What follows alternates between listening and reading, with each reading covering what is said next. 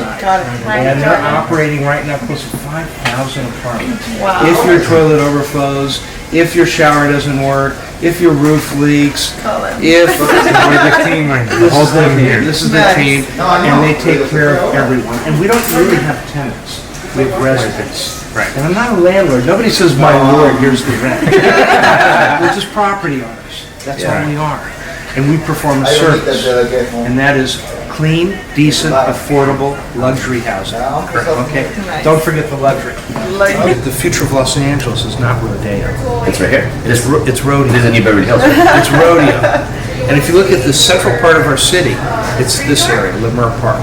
So we are 15 minutes to the airport, 15 minutes to downtown, we're 15 minutes to the west side from here. But if you're on the west side and you need to go to the courthouse, you're stuck, right? So for us, this is the most amazing location. I have 193 employees, right? We moved to this location, 4 people had a longer commute out of 193. Unfortunately, I was one of the 4. 1 second, we have waterless urinals, we have LED lighting throughout the whole office space. So we're very careful with utility consumption and efficiency. Notice all of our artwork is Atari, because our old offices were right next to Atari on the west side. Atari went broke. When Atari went broke, I walked in, I bought all their artwork. Nice. So, can you name one of the earlier employees of Atari? That's Steve Jobs. What? Yeah. So Steve Jobs had made work from midnight to like 7 in the morning because he was a fruitarian, which means he ate fruit, he wouldn't bathe, and he smelled. So they said, you're so brilliant, we'll give you a job working when no one else is there. So he started working at Atari. When we got involved in the area, I picked up 700 apartments. Yeah. We paid for the 700 apartments maybe $65,000 a unit, 3-4 years ago. Now it's $225,000. Wow. So I'm up in this area, almost $100 million just from the apartments. Introduce you. This young man has, Very nice to meet you. Albert. Dennis is not only has worked for me since he was like 11, right? 8. And I was blessed to know his dad. His dad worked with me as well. He's also a partner of mine. And so Well, working with Freddie gives us the opportunity to invest with him in this project, so kind of always keep it in-house. best partner in the world. So please come on in. We have Chinese food. And then I just fought every year back, and every year got better. She stayed with me. She was there from the good times when I lost everything, and now where we're at right now. And everything changed in 2013 when I got a 3-unit property, financed at FHA. That property made us like 440 something thousand in 4 years and a half. And then she got a 4-unit FHA before we were married, and that also made us another 300 and something thousand.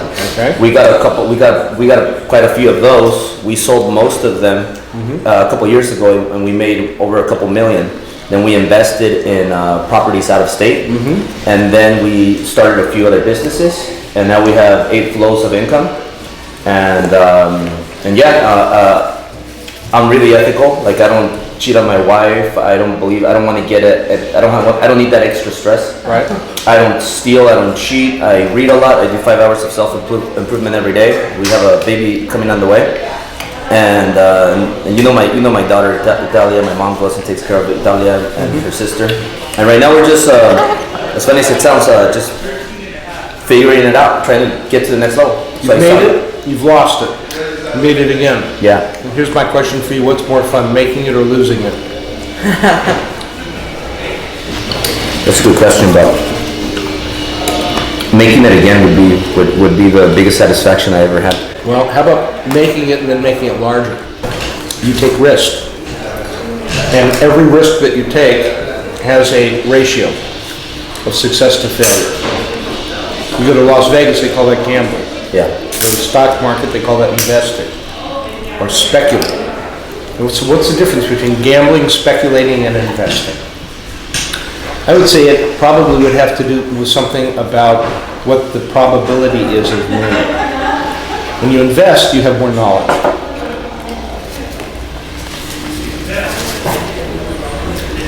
When you speculate, buying commodities, maybe betting on gold. You don't control the market, but you Right. believe that there's a trend. And when you gamble, the odds are not in your favor. It can be a lot of fun. So, you can take any mode of investment and make it a gamble. And if you want to risk with great leverage, you live on the edge of a razor. Eventually you get cut. So, I always thought if you want to be successful, survive a recession. I've survived 5. So, we have recessions. Just like we have great times, we have bad times. Do you believe we're currently in a recession? No, but I think we're going to head that way. And our taxes, the hostility, the rage between the Democrats and the Republicans, I've never seen it uglier in my whole life. And we have problems in this country, there are problems in every country around the world. We have a $23 trillion deficit. It means our dollar's going to turn into toilet paper. Yeah. I like gold, but if you tie it around your waist and go for a swim, you drown. So you got to have assets that generate income. A lot of people are frightened of retail properties today because they think the internet's going to take over everything. Well, let me ask you, how do you get a haircut over the internet? How do you sit down in a restaurant over the internet? How would you know what clothes to buy if you didn't see them in a store? Yeah. You might see them online, but how do you know you like it? So I believe that the internet's not going anywhere, and neither is retail. And that eventually the internet will level off. Yeah. But I think retail will always be around. Apartments will always be around too, but rent control gets worse and worse. You think the internet can one day disappear? No? If the internet disappears, a lot of companies Yeah. would suffer, like Amazon and those kind of companies. I think the internet is our future. They can't like bomb the satellites or something like that? No, I see internet as always a part of our life. However, I don't see retail disappearing. Now, if you go to Europe, it's been said that we have in America 4 times the amount of retail than they have in Europe. 4 times. So we have a pretty flooded market. You know, we have a market that has a lot of capacity, a lot of vacancy, but a lot of occupancy as well. Is that the reason you think that a lot of the shops right there on Sunset Plaza and Beverly Hills are like for lease and they're going out of business? Well, I think you get a lot of vacancy when your rents are $8, $9, $10 a square foot per month. Yeah. But if your rents are at $2 or $3, what's your vacancy factor? Yeah. So my business plan has never been the high end. Yes, sir. You know, I think it was Sam Walton who said, if you sell to the rich, you live with the masses. Yeah. If you sell to the masses, you live with the rich. So the idea is to look for the market. Now there's a business term called disintermediation. There's a money fight from one security to another. So I remember in 1981-82 when interest rates hit 22%, nobody wanted to buy real estate. You could buy treasuries paying 18-19% and not get out of bed. It was the best time to buy real estate. You bought a lot around that time? Because nobody wanted it. Today, everybody wants it. So it's very difficult to find a good deal. Yeah. So what I would recommend is looking at differentials. Retail has a 200 pip spread over and above, maybe more, residential. So the cap rate on an apartment building today might be 3.5. The cap rate on a retail property could be 5.5. Because people think that it's more risky to buy retail than it is to buy apartments. I'd rather buy retail. And rent control laws are making it very, if you want to evict me from an apartment, how long do you think I could go? How about 2 years? Yeah. And then I'll do trip and fall on the way out. Well, all these laws that are going through with the housing, LA housing, Makes it very it's difficult. crazy, yeah. Are you focused right now strictly on retail? No. A good deal. I focus, I'm what is known as a situational opportunist. Yes. Find me an opportunity to invest and I make an investment. It's not about neighborhood. I've never seen a bad 2x4. I've seen bad operators. I've never seen a bad neighborhood. But I have found a lot of people don't know what they're doing. So here's a question that was asked of me when I was 11 years old, and I still don't have an answer. What is it? My mother taught at Crozier Junior High School in Englewood. One day she asked me a question. She said, do people make slums, or do slums make people? What's slum? Slums like the slums, like slums. Like a barrio. Yeah. El barrio, like Tepito in Mexico. Like I just didn't know that one. Do people make slums or do slums? I think people make them, right? It's like saying, what comes first, the chicken or the egg? Who knows? Well, because she was when we were driving over here, she was like, oh my God, I can't believe his office is in that area. Like she gets shy and she doesn't like me talking about it. Good. But she's just like, I don't like it there because when we started in real estate, which when I met her, she didn't do real estate. She was a waitress in Acapulco's. Another restaurant. And I got her into real estate. And then she used to do open houses here. We know this area really well. We had like 5 properties in the 90011 zip code.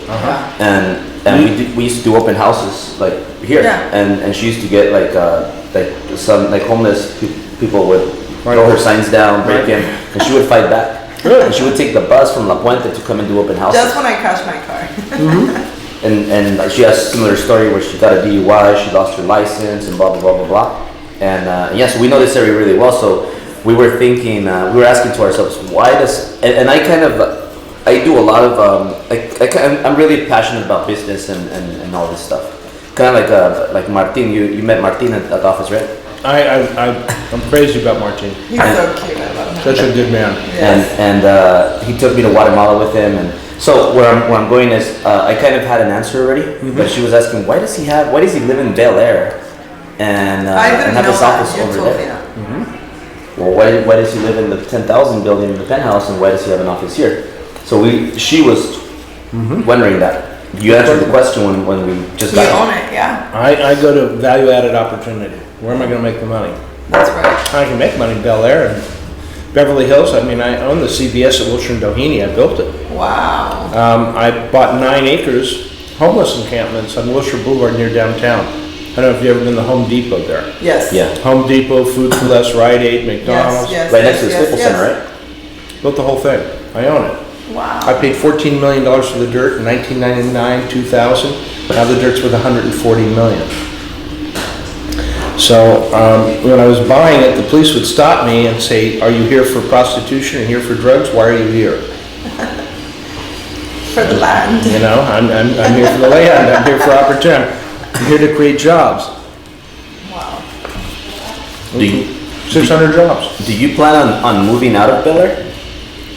Well, my wife likes living there, so it's got to be a joint decision. But we like living in Bel Air, but I would enjoy living in Hancock Park. I'd enjoy living in West Adams District.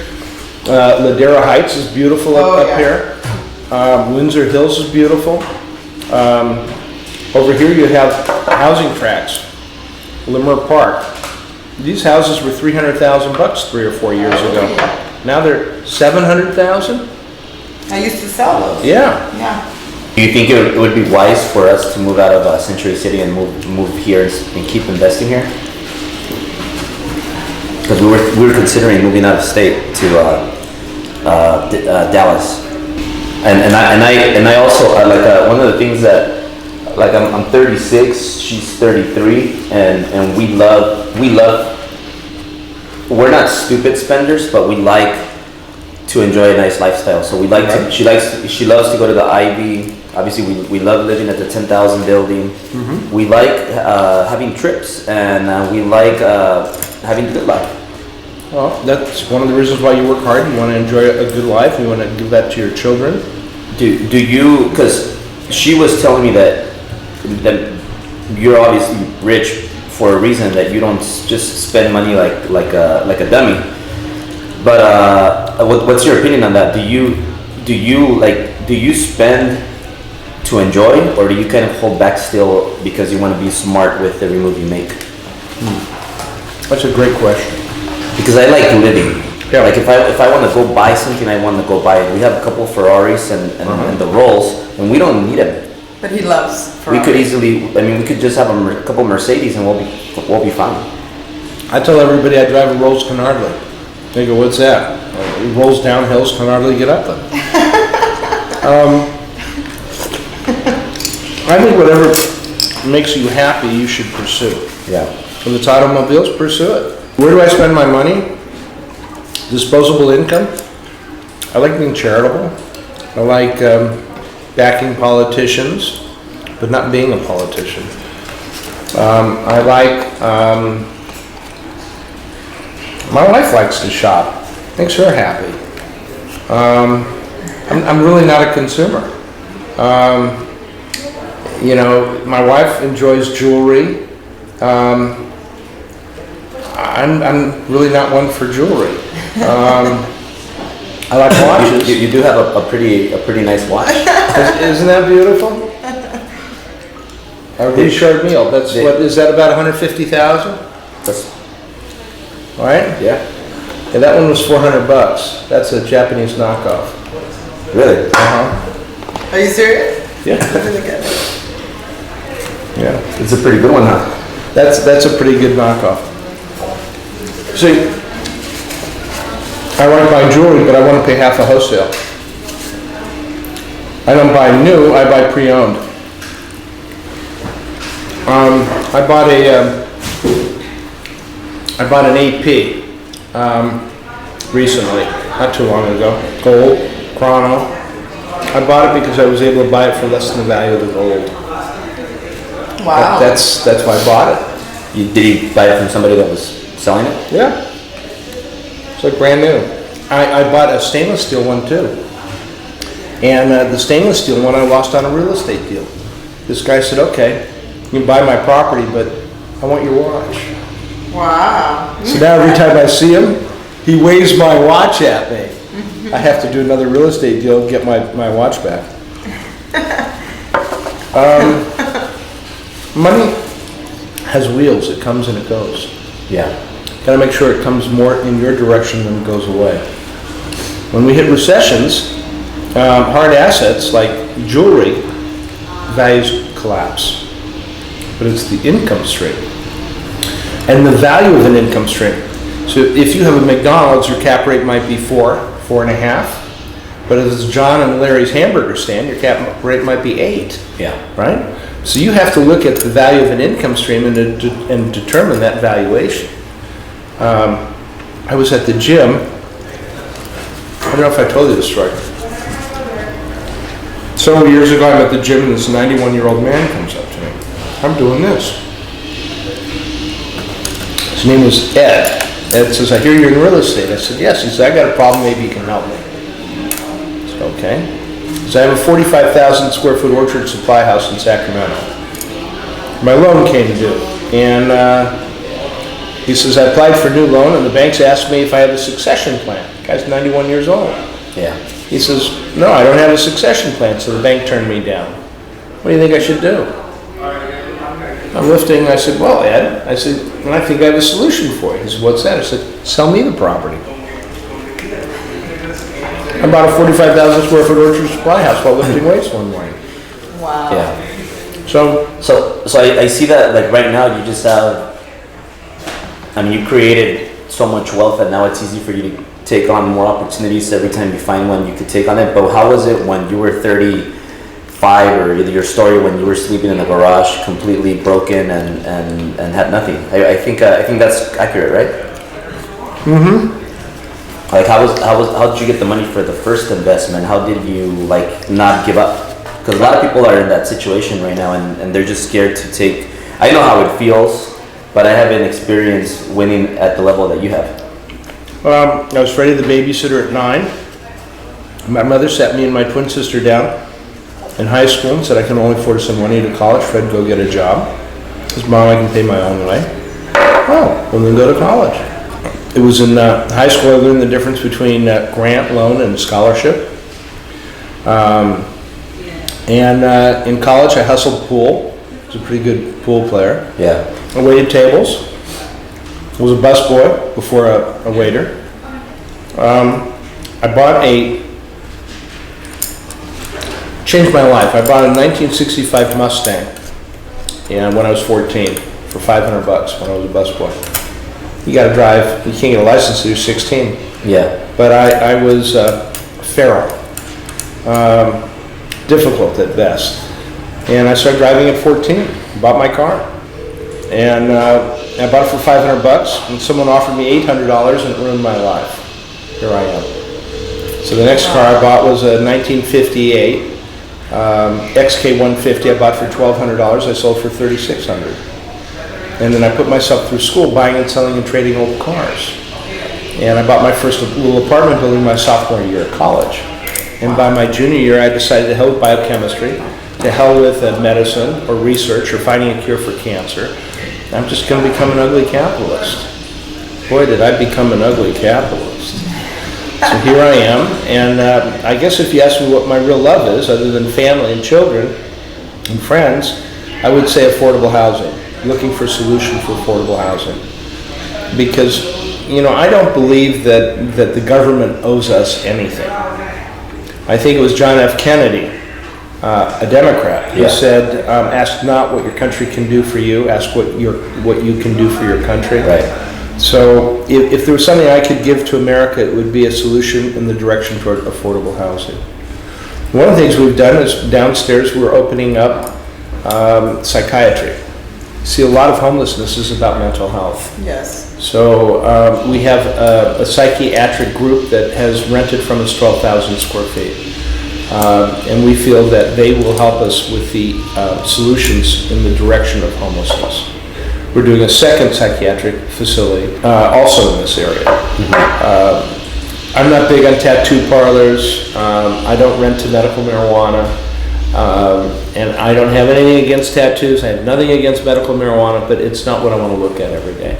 Yeah. So we look to see what we can do by benefiting people.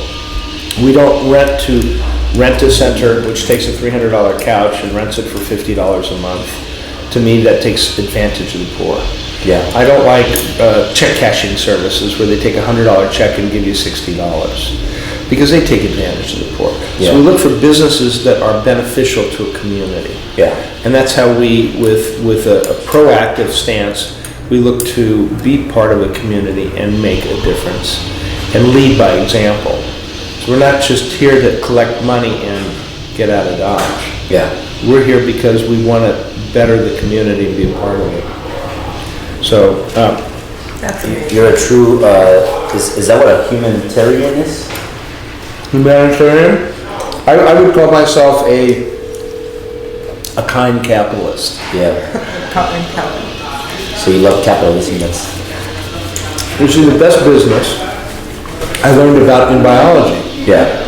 The best relationship is a symbiotic relationship where both parties benefit.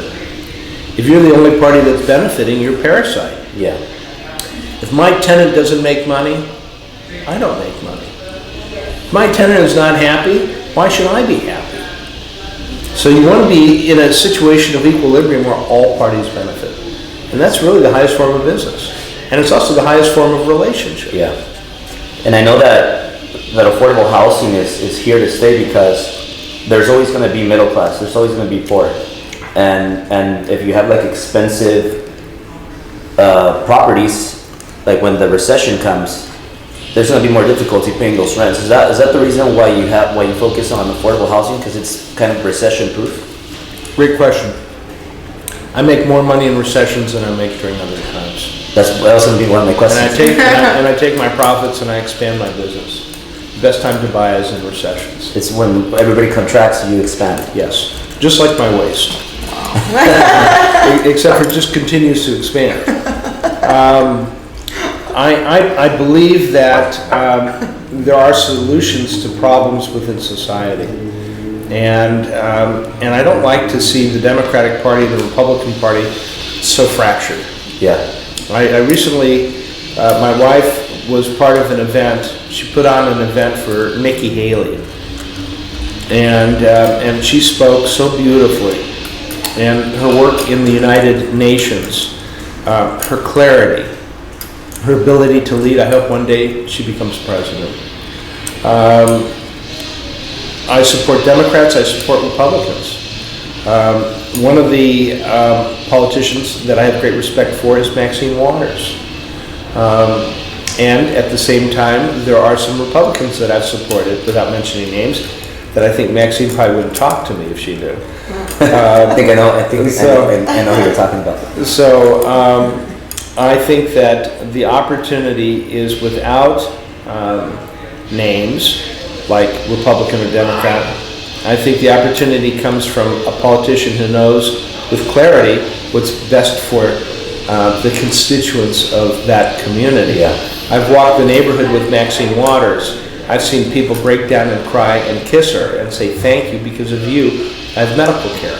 Because of you, I have a roof over my head. Because of you, my husband isn't going to die of cancer. Yeah. I mean, I've seen people break down and show her great love for the work that this woman has done.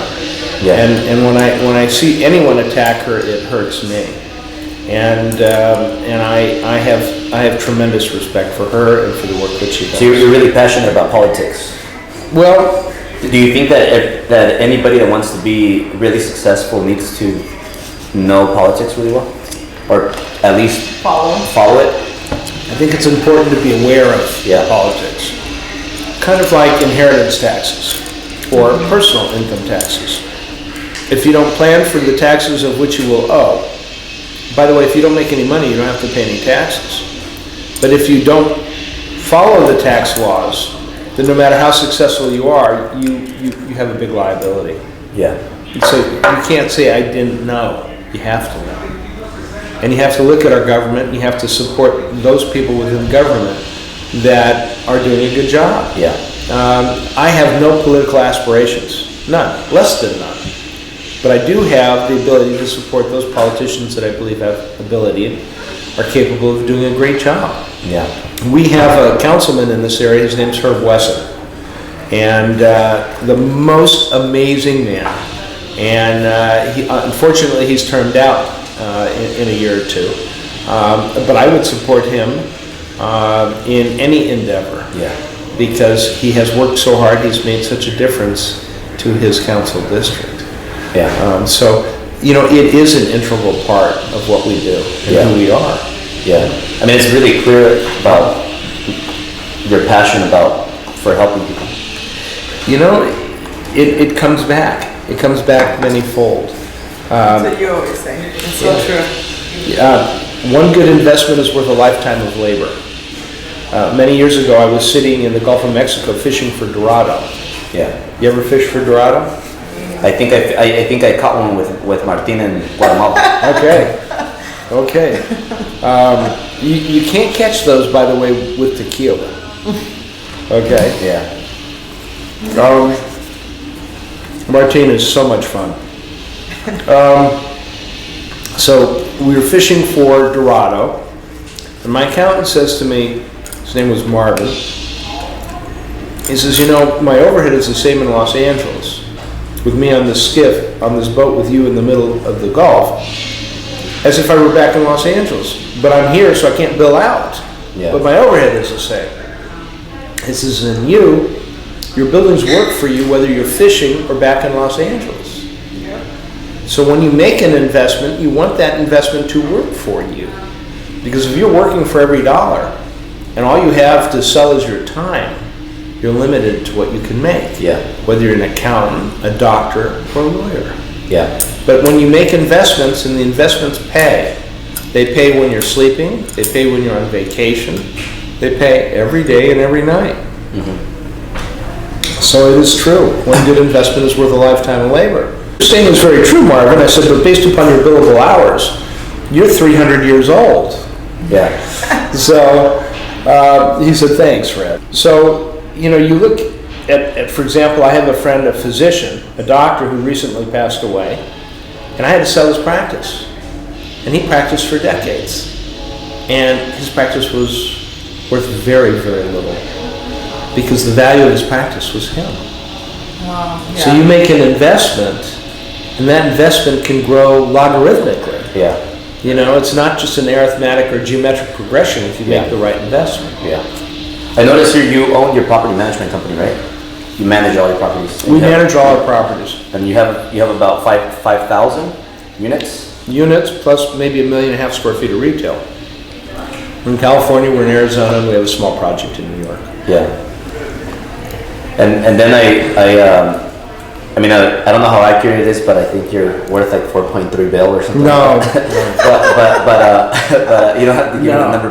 But like what's your age? I'm 63, and what makes me very rich are my children and my wife. Yeah. And my friends. Yeah. That's I love that. That's like a quote too. It's true. Put up there. He tells me that he's the happiest when it's just me, him, and Italia. Like he's like. All I want is her, Italia, and maybe my parents and my brother. But it's more special when I have like her and my children, right? And the one that's coming and being in front of the beach with a Corona and just like letting the sun like hit. We all have dreams. I want to qualify for Boston, but I got to lose 30 pounds. I love running. Oh, really? But the more I eat, the slower I become. You love food. I do. Right? More importantly, it loves me. How often do you go out to nice restaurants to eat? Do you have like love dates with your wife? As often as she will allow me, you know. And sometimes I'll take off. Not very often. I'll take off and we'll go for breakfast. Yeah. Sometimes we'll meet for lunch. Sometimes we'll meet for dinner. That's always special. Does she come here sometimes? Yeah. She works here too. Nice. Oh, she works here too? She's the brains behind the whole operation. Really? Mm-hmm. She's my operation person. Okay. We have 4 companies. Uh-huh. But yeah, one of them is real estate, one of them is mortgages, and one of them is marketing, which is driven. Behind every successful man is a more successful woman. Just ask her. Yeah. Yeah. That's a fact. So now, like you being 63 and having all this wealth and all these properties and a beautiful family, what's your next step? I know a recession is coming, so it's going to be another huge opportunity for you. Are you like, why not just retire and just go to the beach and Because he has to work until. And get fatter. I would love to see my children take over this business and grow it. yeah. So we look at development projects and opportunities, and not just here, but in other states. And I'm having fun. My favorite day of the week is Monday morning. I love what I do. Yeah. I love the gym too. But That keeps people alive. Working. Yeah. When you don't have work, you die. Yeah, that's so true. being creative and finding value-added opportunity. You know, where does it come from? Hey, you gotta know how to dig. You gotta know where to find those opportunities. Do you work Monday through Friday, or do you work also on the weekends? I've cut back. I'm only working half a day now, from 8 to 8. You heard that, Johnny? He cut back on his work. He only works now from 8 to 8. You sound like us. Seriously. When I go down to Mexico, I see opportunity. Yeah. When I was in Europe a couple weeks ago, in Italy, boy, did I see a beautiful culture and beautiful people. I also saw opportunity. So the question is, could I be dropped off in any city, any town, anywhere, and find an opportunity to make a living? And I think the answer is yes. How long would it take me to learn a city, to learn the retail or apartments, to create value? Yeah. You know, I've been to Guatemala. I've been to Huachuca, which is on the border of Guatemala. I've been throughout Mexico. Mexico is one of my favorite places in the world. It is a magnificent country. And at the same time, it's a country that's exploited a little bit, so I hope they're careful. You know, everyone talks... You think the U.S. and Mexico could unite and be a big country? No. No, because Mexico has its own culture. And the people are indigenous.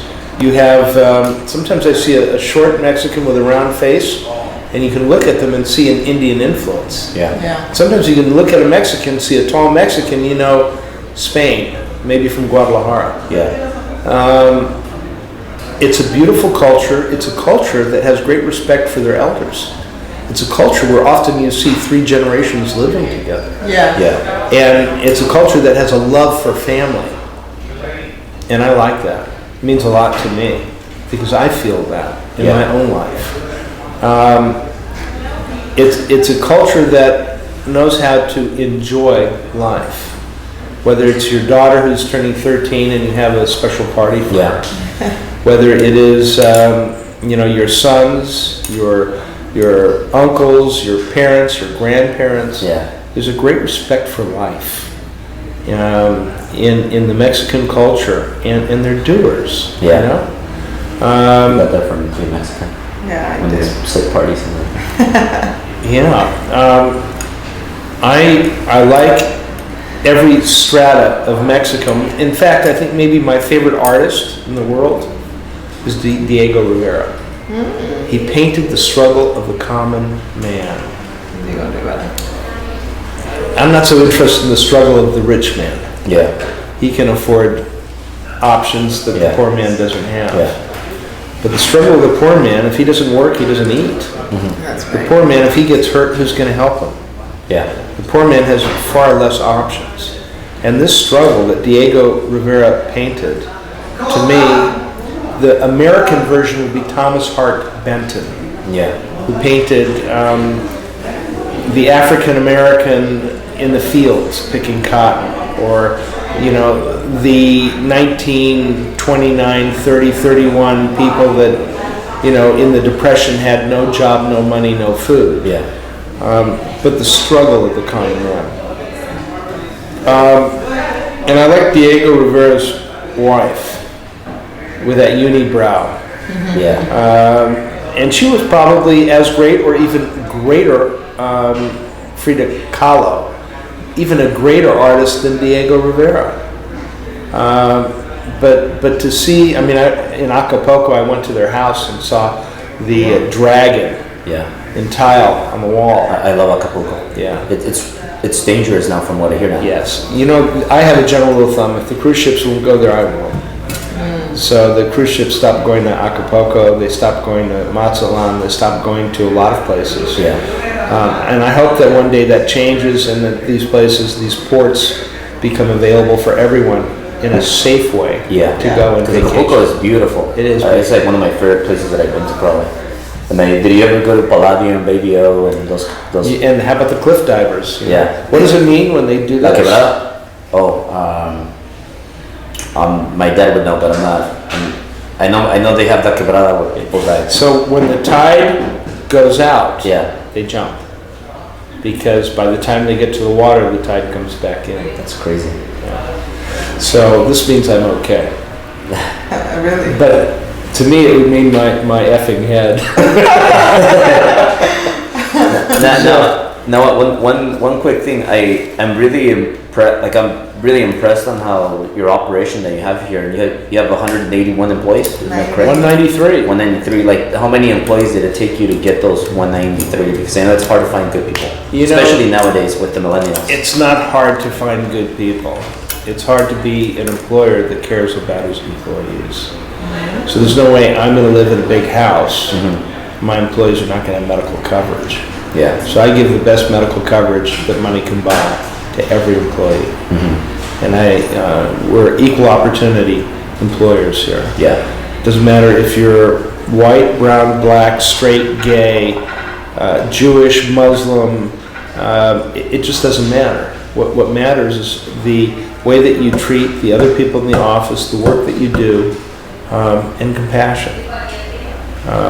We are in a service-oriented business. We have to deal with everyone in a reasonable way. When someone calls us up and they're hysterical, we need to put out that fire. We need to deal with that problem. And that's what we do. We solve problems. And problems create opportunities. Yeah. And so we always look to have growth in that arena. And I noticed that most employees are minorities, specific Hispanics. Is there a reason for that, or is it just because We hire. I had a woman who was in her early 70s, and she worked for some company for 30 some odd years. Yeah.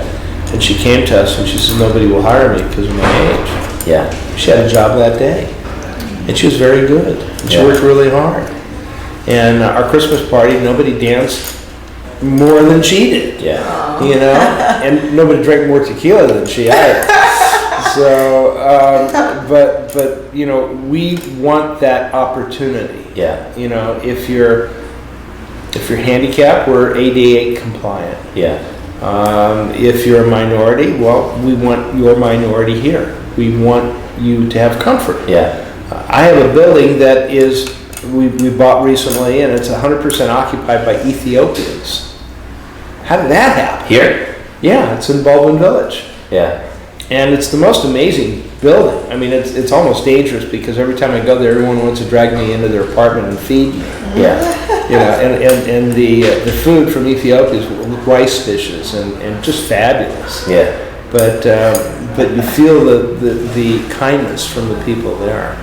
Yeah. And you know, I enjoy the cultures in which we get to deal with. I know they're very hardworking people. Yeah. But you know what? I think everyone is hardworking. I think everyone has that opportunity in America. Yeah. America affords us the opportunity to be great. And it's a country that I'm very proud of. And I started with nothing, and hopefully I won't finish with nothing, because I don't want to finish. Yeah. You know, I'm still hungry, but I'm not going to eat any more lunch. I'm still hungry to succeed and excel and do well, and to teach my children, and one day teach my grandchildren. Yeah. And you have that opportunity too. Yeah. By the way, you are as American as I am. You know? My background, my family immigrated here. Your family, unless you're an American Indian, you had to come from somewhere. Yeah. That's right. You know?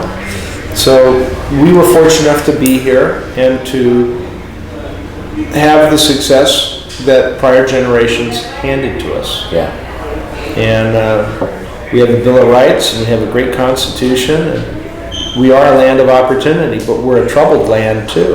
Yeah. So if I were to look at America, I would say it's like a pencil. The pencil works very well, but it has an eraser. And you use the eraser when you make mistakes. But every pencil usually has an eraser to it. Yeah. So Now, do you have a policy when you onboard people? Because I'm sure you've had to deal with bad people, like when you get bad hires and It happens. They contaminate everybody else. it does happen, and we try to be reasonable and fair. We do terminate. Yeah.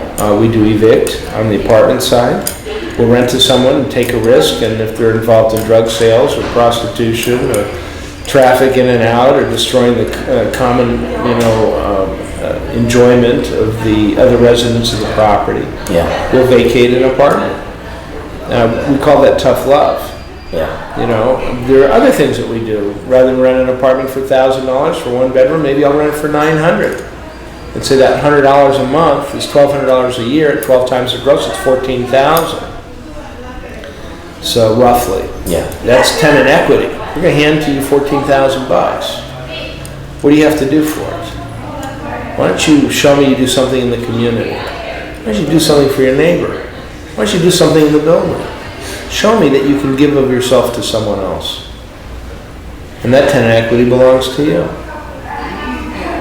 So we promote a feeling of self-worth. Yeah. And that's important.